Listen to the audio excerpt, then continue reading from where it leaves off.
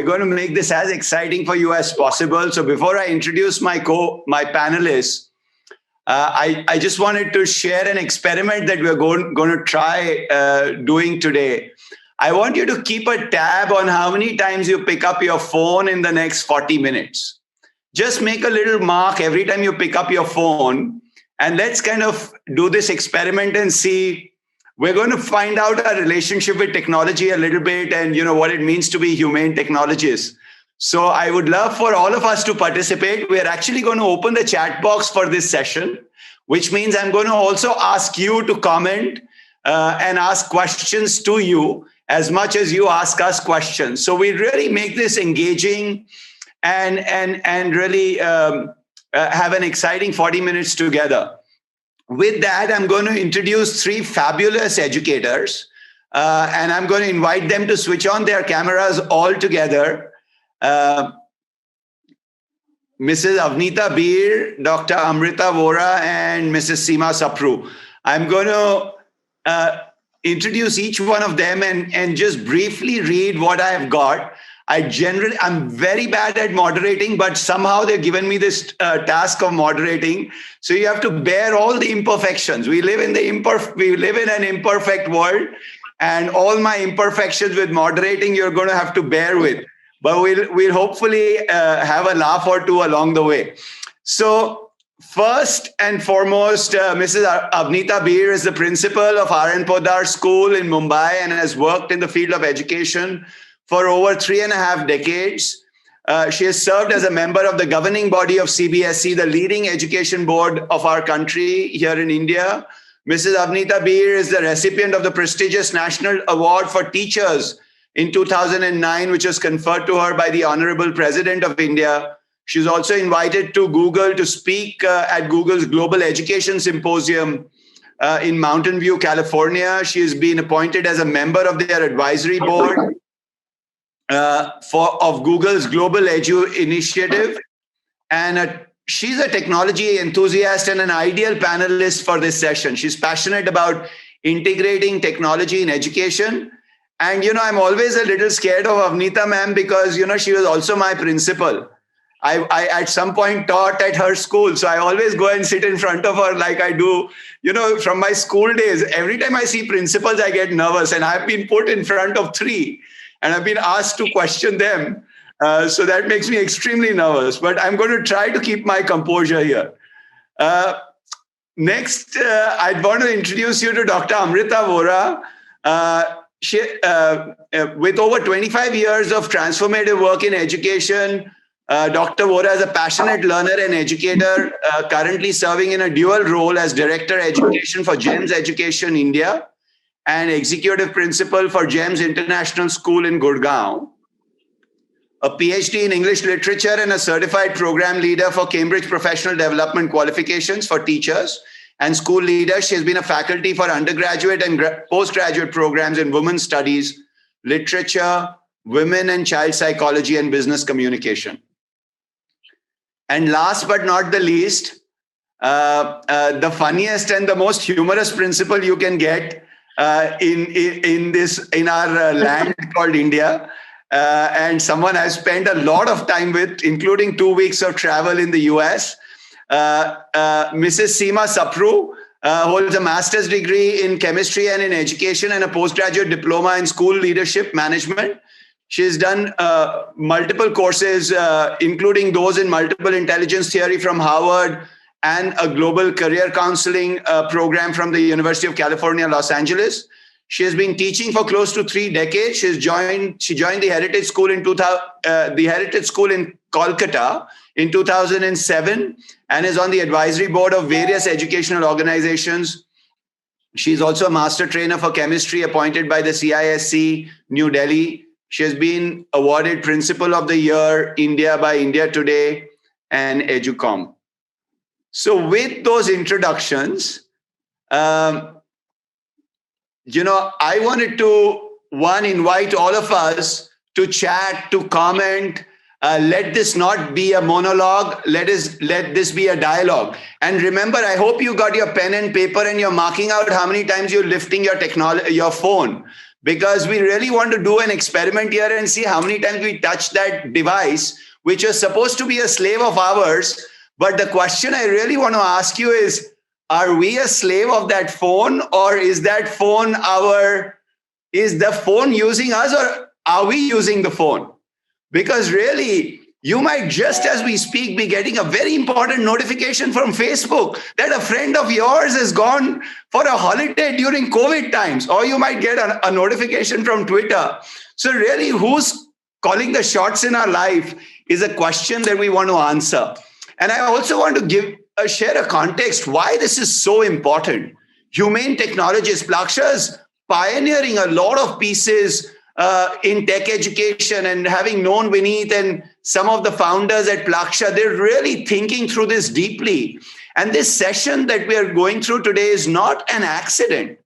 We came from a time when zamindars, landowners were the most powerful people on the planet. And we then evolved into a time when steel owners, through the Industrial Revolution and all of that period, those who had control over the steel industry were powerful. But today, the most powerful people in the world are the ones that have data. And they literally run our lives. They rule the planet. We like it or not, that's the reality. And the reason we need to discuss humane technologists is because there's excessive power with data today. Someone knows where you are right now, what you eat, when you eat, where you go, how you travel. Someone knows so much about us that even we don't know about ourselves. And we're sitting in front of a screen on the other side of which are millions of computers that are learning every day, every moment from what we are doing, and they're governing our lives. There's this fabulous documentary that I'd encourage all of you to watch called The Social Dilemma. And there's a Harvard professor who's talked about, how companies now, technology companies, are trading in human futures. We aren't using technology. They're actually shaping what we do, who we elect as a president or a prime minister, what we do in our lives, what we eat. So really, we are being run in many ways by technology. And therefore, this conversation is so much more important. We could learn physics and make a nuclear bomb, or we could learn computer science and manipulate people and make them do some crazy things. So the human element with technologists is so important today. And I'm going to really invite our audience to ask questions. Some of my questions here is, have we become a pawn in the hands of technology that we created? Unconsciously, obviously. Are we only teaching coding and physics in school, and have we forgotten to talk about the human elements of what this technology can do? Is tech meant to solve problems or control people? That's another question that we all are looking for answers for. So I'm going to begin this discussion with a question for each of my panelists. And my first question really is, tech can be viewed as an exciting medium to solve problems and or a quick way to make money. It's insane the number of 23-year-old millionaires we have today. They're all tech millionaires, right? They've sold their app, they've done something. So how are your students, and if I can ask this question to Seema, how are your students viewing tech? How do you as a school leader inculcate the value of balance with their career path between making that money, going out and doing everything possible, and solving some of those real problems that we need to solve with technology? Seema? Yeah, so Ganesh, can you hear me? Am I audible? Yeah. So, see, I would say that if you talk about technology, it's basically, if I talk in terms of today, I think it's neither that powerful nor that flexible to have an approach where means and the end result are both ethical. And that is what we have to teach our children, that end doesn't justify the means. Now, if there is surveillance going on for people, adults, children, everybody, to find out and how to change their behavior by, maybe positive reinforcement, or by intermittent, certain things are added to their phones. So if that is what is going to happen, I don't think um, children will have that balance. So I think surveillance, which is very, very unethical, that has to be, children have to be made aware of that, and they have to be told that they have to be prepared for the unknown, and discover human virtues, and that's how they keep a balance. Thank you. Avnita ma'am, if I can ask you, is technology really the devil here? What is this about? I mean, is technology changing the way we are behaving? How scary is this? I mean, there's a lot of, as I was reading in preparation for this session, 90% of the stuff I read was like, oh my goodness, be scared of these technologists and they're going to, change our world, etc. What's your take? And you've been a principal who's really adopted technology. You brought it in every aspect of your school. So I'd love to hear your thoughts on that. Yeah, thank you, Ganesh. And, I have always very proudly said that I'm a technology enthusiast. Of course, not a technology expert. I've encouraged technology, and I look at technology as a big savior. And it has been in the last 6 months, if you ask me, in the pandemic period, where, technology was our savior. It was our go-to. It ensured that there was no learning gap for our children. So, having said that, I'm a practitioner and a pragmatic practitioner. But in the last few days, I did go through, especially prepping up for this, panel. I did read, I watched the film, I watched the documentary, and then I read up a lot. I heard Tristan Harris, I heard Yuval Harari. I also tried to get a balanced opinion by listening to Stephen Perkin, and try to see what makes some sense out of this. And honestly, if you ask me, from an enthusiast, I've become a little bit worried about it's as if the apocalyptic vision that Tristan is has painted for us, especially in the area of social media, and how it is impacting us. So I have started to question a little bit. Yes. So I think I'm going to be a more as an educator myself. I'm going to be a much more aware, a more enlightened user of technology. And I would say that children today, in fact, I would say they are more discerning. For us, our generation, it's novel. It's the uses far outweighed the disadvantages or the fears that we have about technology, especially in the last few months that we've seen in the field of education. But I would say that. So children are discerning, and I'm not worried about the youth. Youth is asking questions. And I think as educators, that's our role, to make them question, to make them critical thinkers, and to question what developments are happening in the area of technology. So I would say that it has tilted for me in favor of a little bit more of a caution, from being a total enthusiast. I would also want to share that every time I had a panel or a talk to give on any subject, and I would call it serendipitous that I would get a notification, a recommendation from YouTube or on my social feed, something that gave me some idea on the same topic, and I would say, this is so amazing. I'm reading up on this topic, and somebody has actually posted something on my social media, on my feed, and I would be very thrilled with that. And today, when I'm analyzing it, I'm thinking, okay, there's a bigger machine at play. So the machine definitely knows us better than we know ourselves, and that's a little bit of a scare. Yes. Dr. Vohra, would you share some of those sentiments? Should we be afraid? And and we'll come back to we'll come to the humane technology pieces. And even as you answer that question, I'd love our audience to kind of share what technology means to them.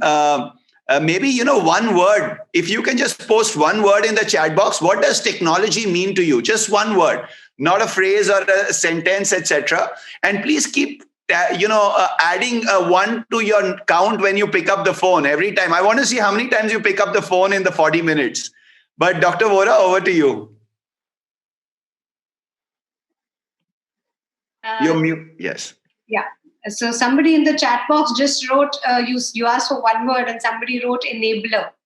Well, yes, we all have looked at technology as an enabler, as a tool. But one thing that I have always said, we were earlier talking about the information age, and actually now it's an infodemic.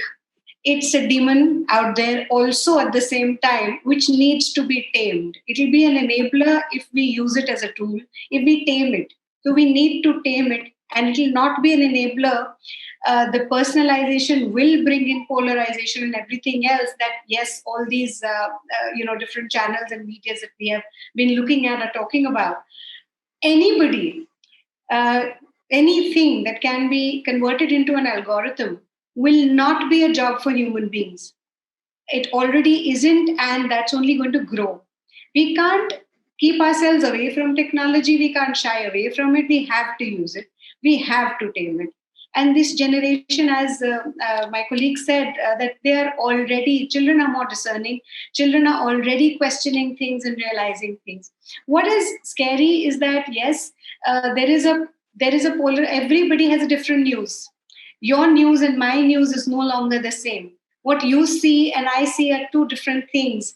And that is what may change all of us and pull us apart a lot. So what is really needed, and what we've been doing essentially in all our schools across, is this bringing back of the emotional aspect, the empathy aspect, the resilience, which is so needed.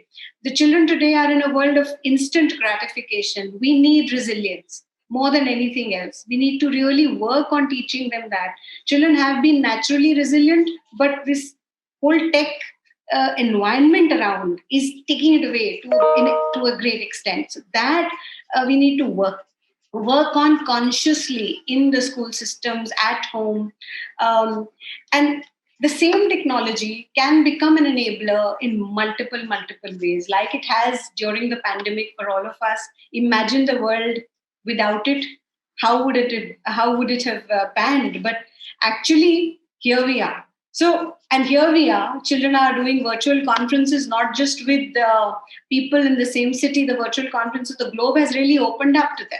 So that is the wider perspective itself is an answer to this whole personalization. While that may personalize, but when our children actually get the wider perspective, get to see things in different contexts and discuss and actually do some deep listening, I think that is the answer to this problem. Well, it's fascinating that you use the word listening, you use the word empathy, and that really brings me to the next area really of discussion here. Essentially what we're saying is, and I can see all these comments, wonderful Geetika and Kaustup, and there are so many people commenting, Ketan, Sharat, thank you, Tanuja, all our friends in the audience are talking about the uses of technology and how it's so important. So it really boils down then on how we as humans use it. And that's where, the empathy bit, the balance bit all comes in. Now, as you are preparing, we all know that the journey of life starts in school. And as you are preparing students through the years in school, you are also preparing the technology leaders of the future. Can you actually teach them empathy? Can you bring that into the curriculum? Can you bring a mindfulness, a sense of balance, get purpose and direction on? And would that therefore then enable technology leaders of the future to be that much more sensitive? My question is, can empathy, mindfulness, balance, these perspectives be taught in school? And I'd like each one of you to take maybe a minute or so to answer this question, because it's a really important question for all our educator friends. Avnita ma'am, you want to go first, and then Seema ma'am? Yeah, I'll go first. Okay. So I think, empathy, mindfulness, deep conversations, critical thinking, all of these are an important piece that has to play a very important role in schools, even as we integrate technology in our classrooms. As we enter into a world which, maybe I would say, it's a transition phase where we are seeing maybe a temporary disequilibrium, where maybe we're getting worried about the dangers of addiction and the other dangers of technology. I feel that we will reach a new higher equilibrium as the natural evolution process takes place. And like in any other innovation that we see, there may be a temporary disequilibrium, an imbalance, but checks and balances will get put in place. So as an educator, as a school, I think a very important piece would be life skills, would be mindfulness, would be empathy. And I agree, I definitely feel that these can be taught if we consciously assign time and place for these to be nurtured in our children. So I remember that we were an Ashoka Changemaker school, and one of the premises on which they selected schools to be an Ashoka Changemaker school was that, does the school build empathy? Is there a culture of empathy in the institution? Until then, we were practicing maybe empathy, but we had never kind of really voiced the word. We had not articulated, the language. So I think semantics do matter. So we started to talk a lot about empathy. We set up, an initiative called Drishtikon, where we were bringing a lot of broad content to our children, discussing multiple perspectives, different viewpoints. So that children are not, so they have an open landscape to think from, and the Humans of Podar, where we started to address issues like bullying in school, or cyberbullying. So issues such as these have to be discussed. They have to be brought forward. It has to be, like Amrita said, it cannot be brushed under the carpet. We need to be in the world of our children in order to be able to help them. So if technology is an important part of their lives, and it is ubiquitous today, so we cannot shy away from technology. We cannot run away from. We can't close our eyes and say we're not going to look at technology, because that's not our place to do so.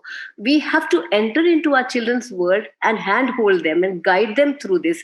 And I think life skills, empathy, mindfulness, all of these will play a very, very important role, and consciously done. In creating those human technologists, it's so important that we don't just teach physics, chemistry, and math and let these kids out, because they could use a lot of that in different ways. Seema, you want to share your perspective? Are you able to already do this in your school? You're probably already producing human technologists. So Absolutely, Ganesh, thank you so much. And I must tell you that this is something that we are that's very close to my heart. And what we do is, first thing is, the entire school believes in being empathetic towards each other, everyone. And then we continuously tell everybody, we are all learners here. Nobody is a teacher here. From the principal to the peon, everybody learns. And, holding doors for people or letting people pass by in front of you, being kind, being helpful, comes with the learning at school. The fact that we have something called Sambhavna Divas, where everyone,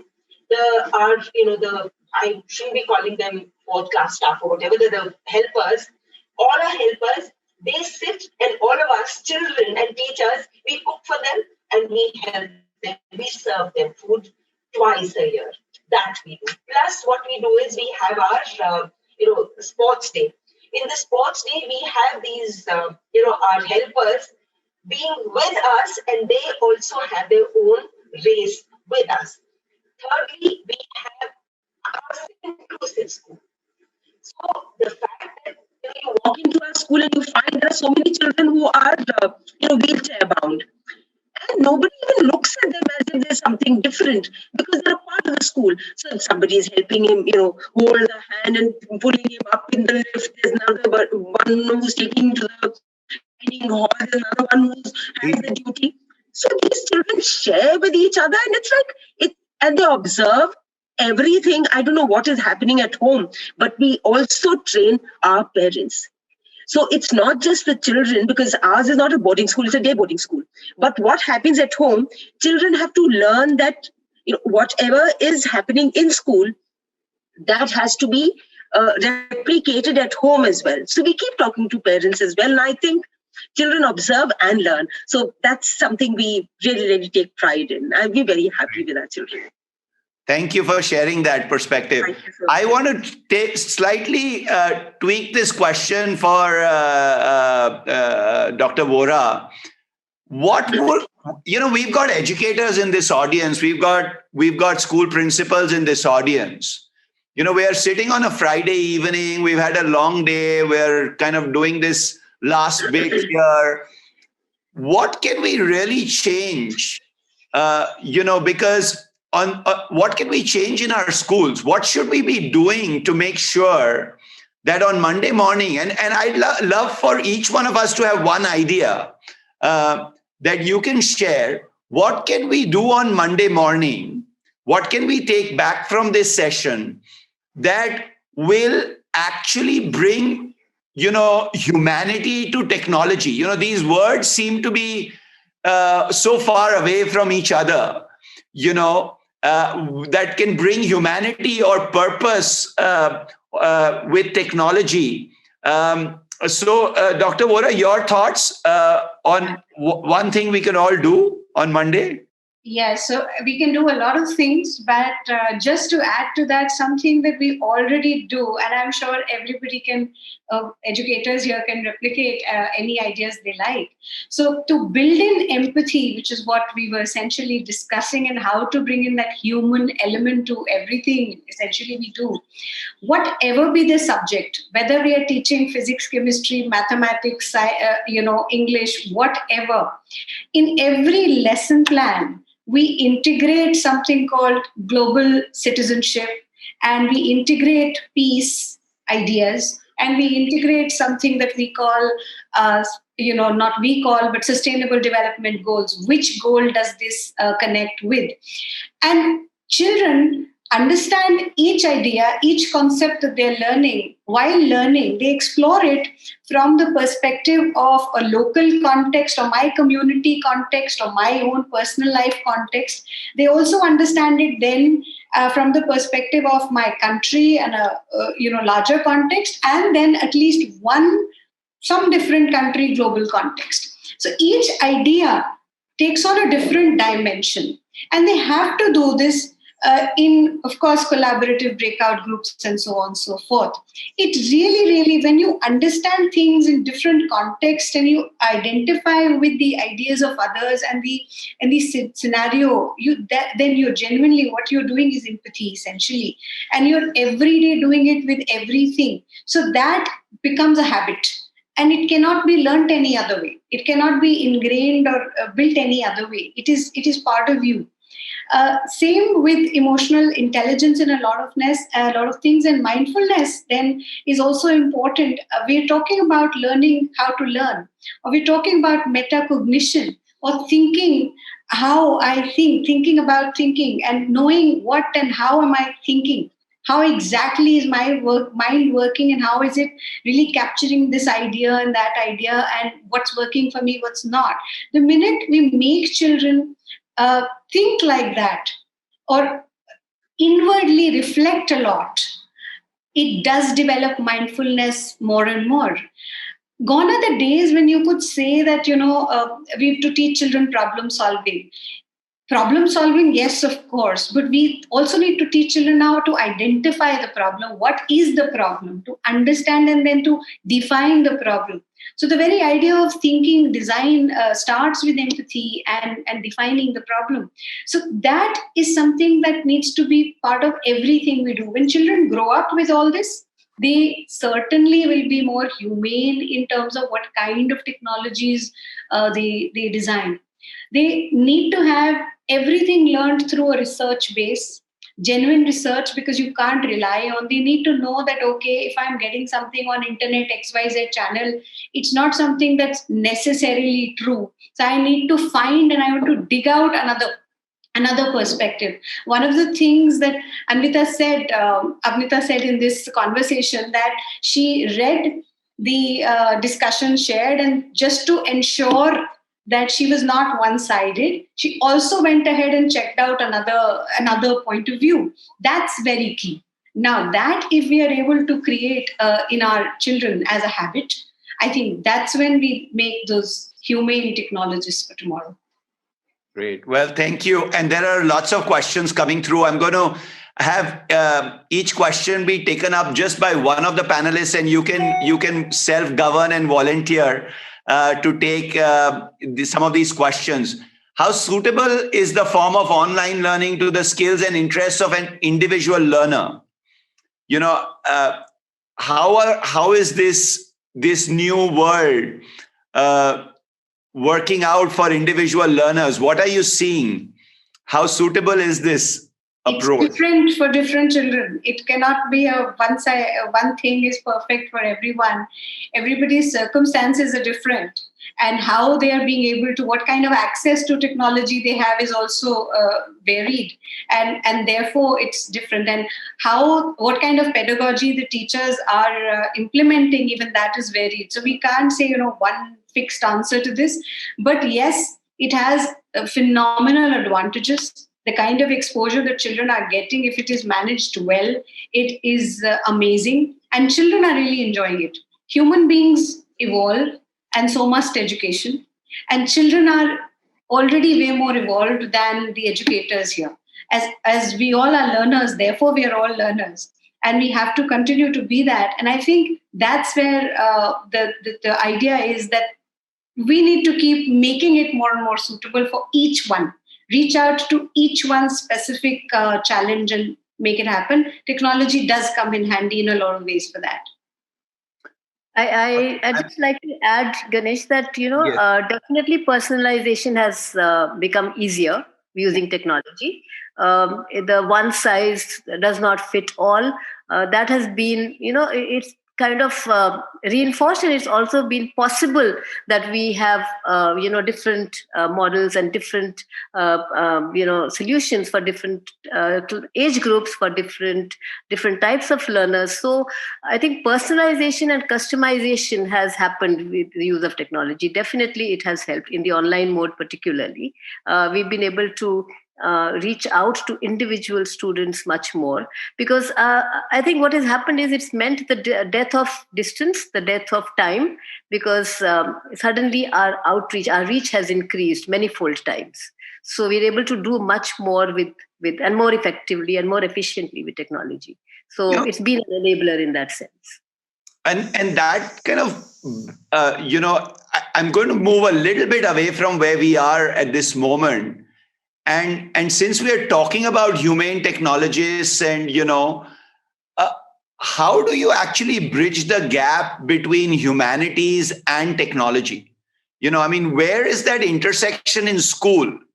Yeah, please go ahead, Avnita. So I was somebody mentioned that Amazon is hiring a lot of people from the humanities background, whether it's psychology or sociology, philosophy.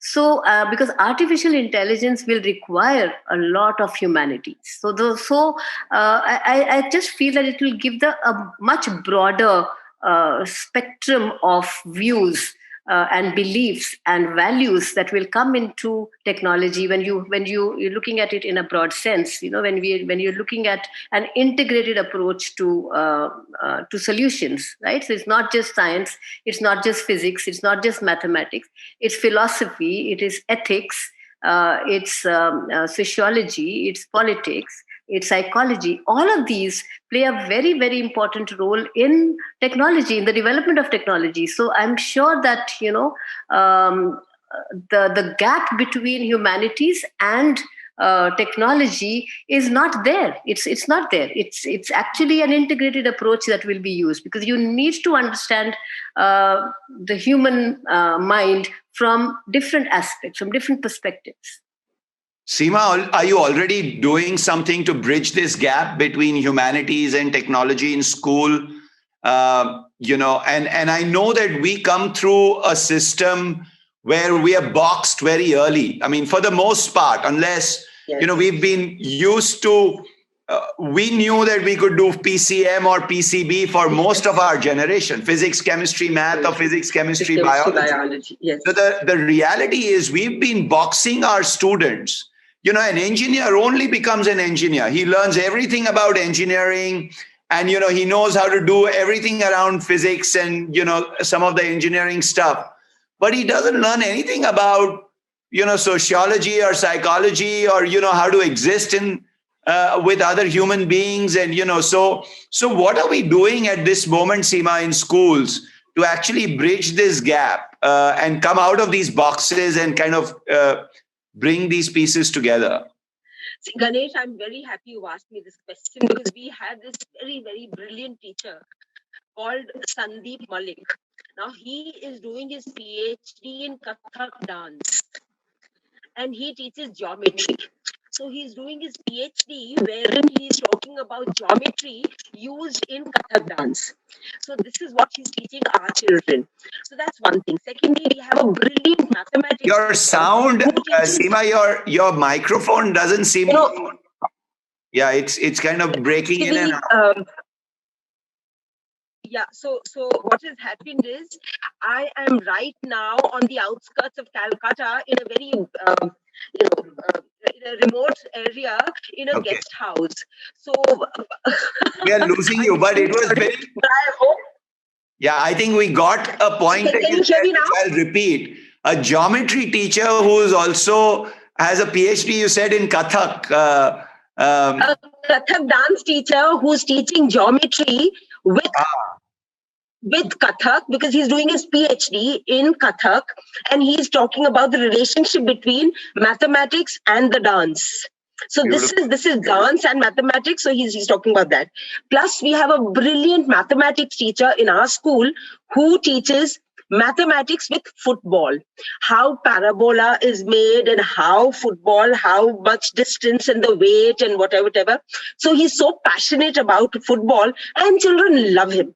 So there are a lot of things that are happening in the school. So where we, as Avnita had mentioned earlier, so there are certain names that we don't give to anything that we're studying about. So it's only later on when somebody tells us, okay, you're doing this interdisciplinary thing. Well, wow, this is great. So we didn't know that we were doing it, because this is how we plan our lessons. So this is absolutely brilliant. We love it. And so that's how we're doing it. It's not just this, but for every other language also, whether it's English or Hindi or history and science. So we are doing that together. We're doing geography together with mathematics. So there are hundreds of other things. And chemistry, of course, my subject. I'm doing it with lots of other subjects as well. So it's good fun. It's so much fun to be able to teach various subjects. This interdisciplinary thing that we're talking about. So that happens in all schools as of today, I think. Brilliant. Well, thank you for sharing those perspectives. I know we are getting close to the end of our session, and I just want to go back to our audience and see how many times people picked up their phone in this last 40 minutes. We really want to know, what is the master-slave equation? Are you a slave of the technology that you use, or are you the master of that technology? So please, 23 times. I love this. Let's look at 0 times. There are some very meditative people here.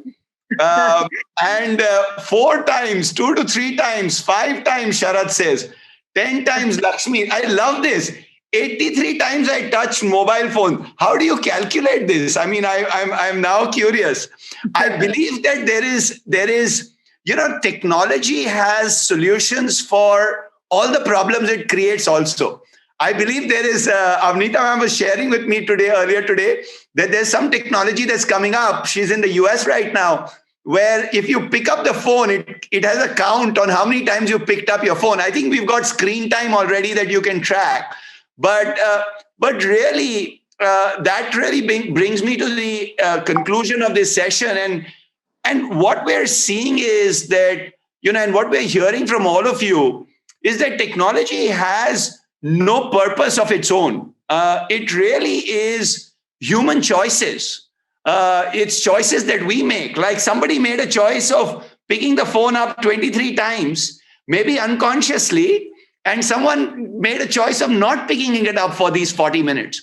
Our attention spans have shrunk, and a lot of it is, blamed on technology. We used to sit down quietly for 4 hours. We can't sit down quietly for 40 seconds anymore. And so while we may blame technology for a lot of these pieces, it's really personal choices that humans make. I think we are in a world of what we are seeing is persuasive technology. Many of you talked about it. We are all living in our own bubbles. And what schools can do really to create humane technologists is to get children to come out of these bubbles and to be able to educate them around the perils of technology. At the same time, get them to fully leverage the benefits of technology. And we clearly are, up against, this world where extreme power today resides with technology companies. And it's our prerogative as educators, and I've heard this from all of you, to bring that empathy, that mindfulness, that awareness, that consciousness. The only way we can beat machines is through our thinking brain, which is 40% of our brain. And schools really need to use the opportunity to do that. So machines are always going to memorize better than us, repeat better than us, follow rigid instructions better than us. But we've got, the ability to create, to problem solve, and to think.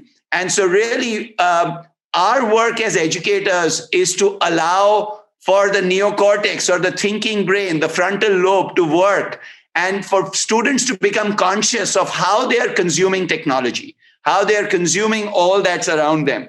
I want to express my gratitude to each of our panelists. Thank you for being so special and for doing this. I also want to say thank you to this phenomenal team at Plaksha. I want to particularly mention Sanath. He helped prepare us for this session so well.